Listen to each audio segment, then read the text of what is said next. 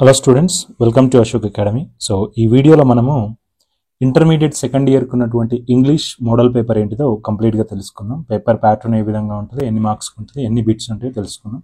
So వీడియోలోకి వెళ్ళే ముందు నాది ఒక చిన్న రిక్వెస్ట్, ఎవరైనా మీ ఫ్రెండ్స్ కనుక ఇంటర్మీడియట్ చదువుతున్నా కానీ డిగ్రీ చదువుతున్నా 10th చదువుతున్నా మా వీడియోలు ఫార్వర్డ్ చేయడం మాత్రం మర్చిపోకండి. అదేవిధంగా సబ్స్క్రైబ్ చేసుకోండి, బెల్ ఐకాన్ యాక్టివేట్ చేసుకోండి. ఓకే, సో వీడియో స్టార్ట్ చేద్దాం. సో యాజ్ ఇట్ ఈస్గా మనకి ఫస్ట్ ఇయర్లో ఉన్నట్టే సెకండ్ ఇయర్లో కూడా మనకి 3 సెక్షన్స్ ఉంటాయి అనమాట. ఫస్ట్ మనకి ఎగ్జామినేషన్ టైం అన్నిటిలాగానే మనకు 3 hours టైం ఇస్తాడు. ఓకే, సో మ్యాక్సిమం మార్క్స్ వచ్చేసరికి 80 మార్క్స్ అనమాట. ఫస్ట్ ఇయర్లో ఏ విధంగా అయితే ఉందో సెకండ్ ఇయర్లో కూడా ఆ విధంగానే ఉంటుంది. సో మీరు ఒకసారి సెక్షన్స్ చూసుకున్నట్లయితే మనకి 3 సెక్షన్స్ ఉన్నాయన్నమాట. Okay, same like first year లాగానే section A, section B, section C. కాకపోతే ఇక్కడ కంప్లీట్గా చేంజ్ అయిపోతుంది. ఫస్ట్ ఇయర్కి ఇక్కడికి తేడా ఏంటిదంటే ఫస్ట్ ఇయర్లో గ్రామర్ ఎక్కువగా ఉంటుంది, సెకండ్ ఇయర్లో కంప్లీట్గా కాంప్రిహెన్షన్ ఉంటుంది అనమాట, composition and comprehension. So section సిలో ఏమేమి ఉంటాయో మనం ఒకసారి చూసుకుందాం. ఆల్రెడీ మీకు సిలబస్ చెప్పాను, సెకండ్ ఇయర్ సిలబస్ ఏంటిదో ఒకవేళ చూడకపోతే చూడండి ఆ వీడియో. సో మనకి సెక్షన్ ఏలో మొత్తము 3 బిట్స్ ఉంటాయి. 3 బిట్స్లో okay, first, second, third, again ఒక్కొక్క బిట్ 8 మార్క్స్కి ఉంటుంది అనమాట. 8 మార్క్స్కి ఉంటుంది. సో దాన్ని ఏ విధంగా డివైడ్ చేశారంటే సెక్షన్ ఏలో ఫస్ట్ బిట్లో 3 క్వశ్చన్స్ వస్తాయి. ఓకే, ఏ, బి, సి 3 క్వశ్చన్స్ వస్తే మీరు ఎనీ 2 అటెంప్ట్స్ చేయాలి. 2 అటెంప్ట్స్ చేస్తే you will get okay 2 into 4 8 marks వస్తాయి అనమాట. అంటే ఏంటిది, మనకు లెసన్స్ని 3 సెక్షన్గా డివైడ్ చేశారు. Poetry, prose, short stories. First bit వచ్చేసరికి మనకు ప్రోజ్ నుంచి వస్తాయి అనమాట. ప్రోజ్లో మీరు 4 క్వశ్చన్స్ నేర్చుకొని వెళ్తే ఈ 3 క్వశ్చన్స్లో ఎనీ 2 అటెంప్ట్ చేయొచ్చు, మీకు 8 మార్క్స్ వస్తాయి అనమాట. నెక్స్ట్ సెకండ్ బిట్లో కూడా యాజ్ ఇట్ ఈస్గా, కాకపోతే ఇక్కడ మనకి పోయట్రీ నుంచి వస్తాయి. పోయట్రీ నుంచి అగైన్ మీకు 3 క్వశ్చన్స్ వస్తాయి అనమాట.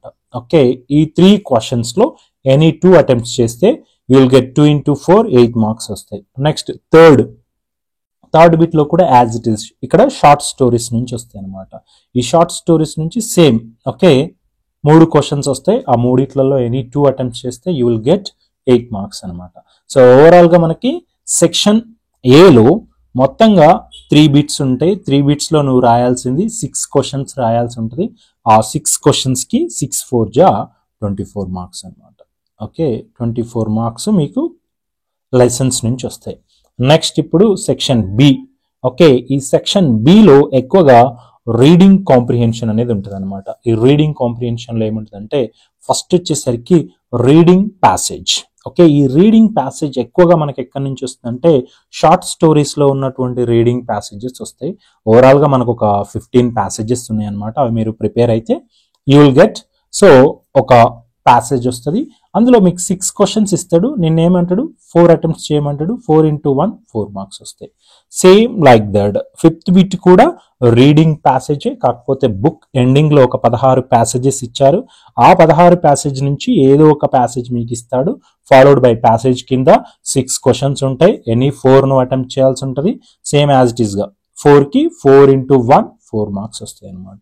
నెక్స్ట్ వన్ సిక్స్త్ బిట్ వచ్చేసరికి స్టడీ ద అడ్వర్టైజ్మెంట్. ఓకే, ఒక అడ్వర్టైజ్మెంట్ ఇస్తాడు. ఆ అడ్వర్టైజ్మెంట్ని మనం అర్థం చేసుకోవాలి. ఫాలోడ్ బై 6 or 7 క్వశ్చన్స్ ఇస్తాడు. ఎనీ 4 అటెంప్ట్స్ చేయాల్సి ఉంటుంది అనమాట. అడ్వర్టైజ్మెంట్ ఎవరు ఇచ్చారు, అడ్వర్టైజ్మెంట్ దేని గురించి ఉంది, ఇట్లా మిమ్మల్ని అడుగుతాడు అనమాట. సో నెక్స్ట్ దానికి 4 into 1 యాజ్ ఇట్ ఈస్గా మళ్ళీ 4 మార్క్స్ వస్తాయి అనమాట. నెక్స్ట్ వన్ సో ఇక్కడ సెవెంత్ బిట్ వచ్చేసరికి non verbal data. Non verbal data ఏంటిదంటే పై చార్ట్ కానీ, బార్ గ్రాఫ్ కానీ, ట్రీ డయాగ్రామ్ కానీ ఇట్లా ఇస్తాడు. అందులో నుంచి ఇన్ఫర్మేషన్ అడుగుతాడు అనమాట. సో ఆ ఇన్ఫర్మేషన్ని సో సేమ్ యాజ్ ఇట్ ఈస్గా మళ్ళీ మీకు ఏదో ఒక పై చార్ట్ కానీ ట్రీ డయాగ్రామ్ కానీ ఇస్తాడు. సో అందులో మీరు 6 క్వశ్చన్స్ ఉంటే 4 అటెంప్ట్ చేస్తే 4 into 1 4 మార్క్స్ వస్తాయి అనమాట. సో ఇది ఇక్కడ ఓకే. ఇక్కడ నుంచి సెక్షన్ ఏ నుంచి మీకు వచ్చేదేమో 24 మార్క్స్, సెక్షన్ బి నుంచి వచ్చేదేమో మీకు 16 మార్క్స్. Okay, 16 marks. నెక్స్ట్ మనం చూసినట్లయితే సెక్షన్ సిలో 8th క్వశ్చన్ నుంచి 17th క్వశ్చన్ వరకు ఉంటాయి. సో ఇక్కడ 8th క్వశ్చన్లో పంక్చువేషన్స్ ఉన్నాయి అనమాట. పంక్చువేషన్స్ అనేవి వెరీ వెరీ ఇంపార్టెంట్. మీకు ఫ్యూచర్లో కూడా రైటింగ్ పార్ట్కి ఎక్కువ ఉపయోగపడతాయి. 10 పంక్చువేషన్స్ అడుగుతాడు, 10 or 12 అడుగుతాడు. వాడు ఏమంటాడంటే identify rewrite any proper punctuation తీసేసి ఇస్తాడు, మనం పంక్చువేషన్ పెట్టాలి. క్వశ్చన్ మార్క్ ఉంటే తీసేస్తాడు, మనం correct question mark, full stop correct గా పెట్టాలి, క్యాపిటల్ కరెక్ట్ గా పెట్టాలి. ఇట్లా మీకు ఏం చేయమంటాడంటే 8 కనుక మీరు కరెక్ట్ గా చేస్తే 8 into హాఫ్ మార్క్ 4 మార్క్స్ వస్తాయి అనమాట. నెక్స్ట్ 9th బిట్ వచ్చేసరికి మ్యాచ్ ఎనీ 4. ఇక్కడ ఏమొస్తుందంటే 1 word సబ్స్టిట్యూషన్స్ వస్తాయి అనమాట.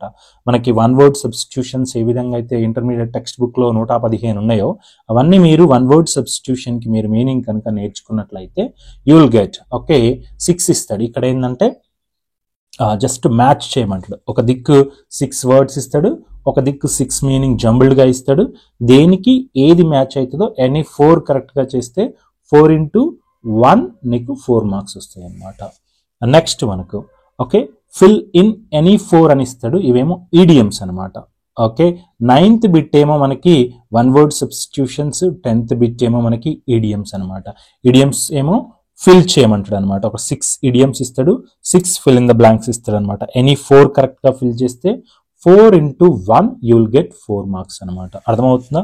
Next one okay so 11th bit వచ్చేసరికి make 4 meaningful sentences. Meaningful sentence అంటే ఇది వర్బ్ ప్యాటర్న్ అనమాట. ఈ వర్బ్ ప్యాటర్న్ అంటే సెంటెన్స్ ఎన్ని రకాలుగా ఇంగ్లీష్ లో ఉంటది అని తెలుసుకోవడం కోసం అది మీకు క్లియర్ గా నేను ఎక్స్ప్లెయిన్ చేస్తాను. వర్బ్ ప్యాటర్న్ ఒకటి ఇస్తాడు శాంపిల్ గా, మీరు దాన్ని బేస్ చేసుకొని ఇంకా 4 రాయాల్సి ఉంటుంది. 4 into 1 అనమాట. అంటే ఏంటిది 4 కరెక్ట్ గా చేస్తే ఒక్కొక్క దానికి 1 మార్క్, మీకు 4 మార్క్స్ వస్తాయి అనమాట. అర్థమవుతుందా? సో నెక్స్ట్ 12th వన్ వచ్చేసరికి ఫిల్ ఇన్ ఎనీ 8 blanks. అంటే ఏంటంటే ఫామ్ ఫిల్లింగ్ అనమాట. ఏదో ఒక ఫామ్ ఇస్తాడు, రైల్వే టికెట్ బుకింగ్ ఫామ్ కానీ, బ్యాంక్ ఫామ్ కానీ, పోస్ట్ ఆఫీస్ ఫామ్ కానీ, ఏదో ఒక ఫామ్ అక్కడ శాంపిల్ గా ఇచ్చి దానిపైన కాస్త ఇన్ఫర్మేషన్ ఇస్తాడు. ఆ ఇన్ఫర్మేషన్ ని బేస్ చేసుకొని 8 columns కరెక్ట్ గా నింపమంటాడు అనమాట. కరెక్ట్ గా నింపితే నీకు ఎన్ని వస్తాయి? 8 into హాఫ్ మార్క్ 4 మార్క్స్ వస్తాయి అనమాట ఫామ్ ఫిల్ చేయడం. నెక్స్ట్ 13th వన్ వచ్చేసరికి సివి కానీ, రెజ్యూమే కానీ, బయోడేటా కానీ ఏదో ఒకటి అడుగుతాడు. Sometimes they will ask cover letter కూడా రాయమంటాడు. Along with the cover letter రాయమంటాడు. కవర్ లెటర్ అంటే నథింగ్ బట్ ఒక లెటర్ రాయాల్సి ఉంటుంది.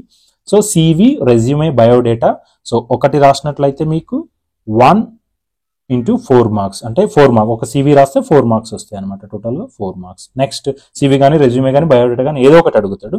సో మీరు ఏదో ఒకటి రాస్తే 4 మార్క్స్ వస్తాయి. Next letter writing. Letter writing మనకు 2 అడుగుతాడు. అఫీషియల్ లెటర్, ఒకటి పర్సనల్ లెటర్. ఏదో ఒకటి రాస్తే you will get 1 into 4 marks 4 marks వస్తాయి అనమాట. Next note making. Note making అంటే ఏంటంటే కాంప్లికేటెడ్ గా ఇచ్చిన డేటా నుంచి ఒక నోట్ మేకింగ్ అంటే మీకు అర్థమయ్యేలాగా చిన్నగా షార్ట్ గా అందులో నుంచి నోట్స్ తయారు చేసుకోవాలన్నమాట. సో అందులో మీకు అక్కడే ఇన్ఫర్మేషన్ ఉంటుంది, దాన్ని బేస్ చేసుకొని మీరు ఒక నోట్స్ తయారు చేసుకోవాల్సి ఉంటుంది. ఒకటి రాశారంటే you will get 4 marks, total గా 4 మార్క్స్. నెక్స్ట్ 16th బిట్ వచ్చేసరికి mark the stress for any 8 అనమాట. ఓకే సింపుల్ గా వర్డ్ స్ట్రెస్ అనమాట. అంటే వర్డ్ స్ట్రెస్ అంటే ఆ వర్డ్ ఎక్కడ యాక్సెంట్ బాగా పలుకుతుందో అక్కడ మనం ఒక స్ట్రెస్ మార్క్ పెట్టాల్సి ఉంటుంది అనమాట. అట్లా 10 ఇస్తాడు. 10 కి మీకు ఎనీ 8 కరెక్ట్ గా ఐడెంటిఫై చేయమంటాడు అనమాట. ఒక్కొక్క దానికి హాఫ్ మార్క్ కాబట్టి 8 into హాఫ్ మార్క్ 4 మార్క్స్ వస్తాయి అనమాట.